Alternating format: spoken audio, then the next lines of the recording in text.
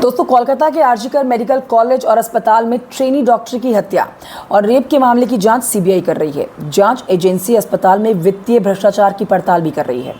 इस पूरे मामले में सीबीआई को आरजीकर अस्पताल की मॉर्चरी से डेड बॉडी के अंग निकालकर बेचने के सुराग मिले हैं।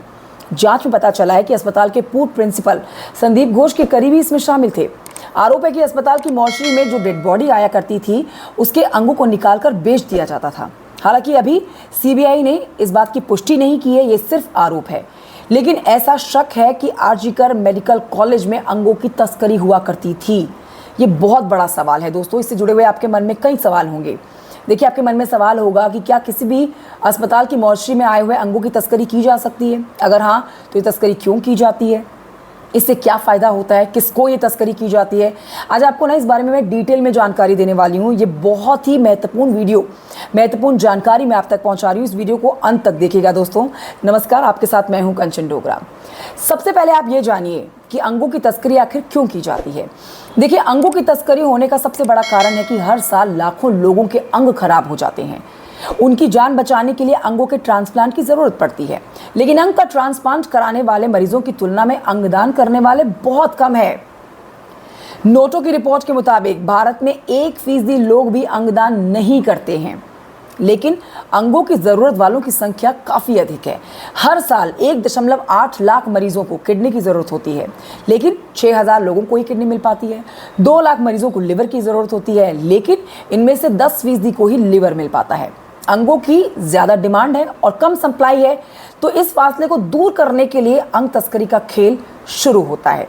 दोस्तों, दुनिया भर में फैला हुआ है अंग की तस्करी का ये व्यापार। इस पर आप ये जरूरी जानकारी लीजिए कि नेशनल लाइब्रेरी ऑफ मेडिसिन में छपी रिपोर्ट बताती है कि अलग अलग देशों में हर साल 12,000 ऑर्गन गैर कानूनी तरीके से ट्रांसप्लांट किए जाते हैं। दुनिया भर में होने वाले कुल ऑर्गन ट्रांसप्लांट में 12% गैर कानूनी तरीके से ही होते हैं।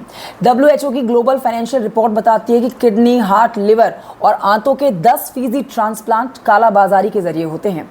हालांकि इनमें अधिकतर मामले लाइव डोनर के होते हैं, यानी कोई व्यक्ति मजबूरी में पैसे के लिए अपने अंग को दान करता है। इनमें लिवर और किडनी डोनेशन के मामले सबसे ज्यादा होते हैं।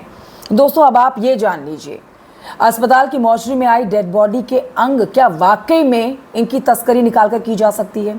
इस पर मैं आपको बहुत ही महत्वपूर्ण जानकारी देती हूँ कि दिल्ली के दीनदयाल अस्पताल के डॉक्टर हैं जो जानकारी दे रहे हैं कि अस्पताल की मॉर्चरी की डेड बॉडी जो यहाँ पर आती है मॉर्चरी से, वहाँ से अंग निकालकर नहीं बेचा जा सकता है। इसके पीछे लॉजिक आप समझिए।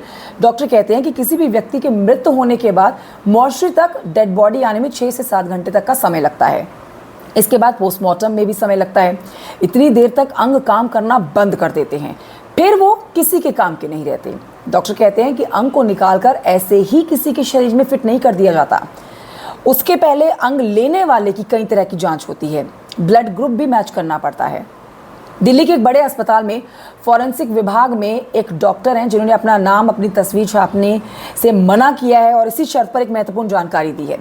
वो बताते हैं कि अगर किसी अस्पताल में ऐसा कोई मरीज आया है जिसका कोई परिजन नहीं है और डॉक्टर जानते हैं कि उसका कोई परिजन नहीं है, वो व्यक्ति मरने वाला है, तो मरने से पहले उसकी पूरी मेडिकल हिस्ट्री की जांच करके उसके ऑर्गन से लेकर ब्लड ग्रुप तक की पूरी जानकारी ली जाती है। अस्पताल में मौजूद एक व्यक्ति अंग तस्करी वाले व्यक्ति के संपर्क में रहता है और उसको पहले की सूचना दे दी जाती है। ऐसा एक व्यक्ति है और उसका ये ब्लड ग्रुप है। अगर इस ब्लड ग्रुप के किसी मरीज को ट्रांसप्लांट की ज़रूरत हो तो उनको बता दें।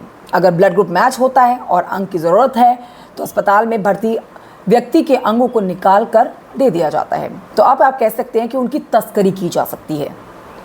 एक मृतक व्यक्ति के शरीर से kidney, heart, liver, lungs, pancreas और यूट्रस भी निकाला जा सकता है। इसके अलावा कॉर्निया, स्किन, ब्लड वेसल्स निकाले जा सकते हैं, लेकिन इन सभी अंगों को एक तय समय सीमा में ही ट्रांसप्लांट करना पड़ता है। ऐसे में ये मुमकिन नहीं है कि मॉर्चरी में आई हुई डेड बॉडी से अंग निकाल कर यूं ही बेच दिए जाएं। दोस्तों, आज ये बहुत ही ज़रूरी जानकारी मैंने आप तक पहुंचाई है। मुझे कमेंट करके ज़रूर बताइएगा ये जानकारी आपको कैसी लगी। Thank you so much for watching. Keep watching. Video like कर सकते हैं आप, चैनल को सब्सक्राइब भी कर सकते हैं। जय हिंद।